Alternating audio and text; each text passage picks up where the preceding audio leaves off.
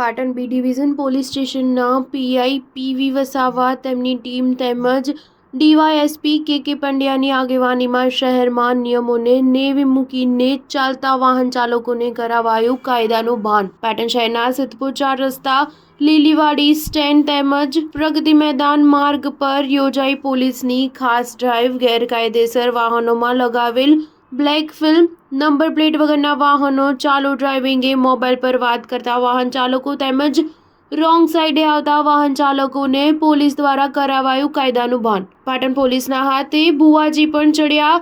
DYSP કે પંડ્યાએ ભુવાજીને લીધા આડે હાથ, કહ્યું ભુવાજીને કાળા કાચની શી જરૂર છે? છેલ્લા વર્ષમાં 7 ભુવાઓને પકડીને પુરાવા પડ્યા છે। આ સાંભળીને ભુવાજી માથું ખંજવાળવા માંડ્યા। પાટણમાં કાળા કાચવાળી ગાડીમાં ફરતા ભુવાજી પોલીસના હાથે ભરાયા। ન્યૂઝ 7 પાટણ।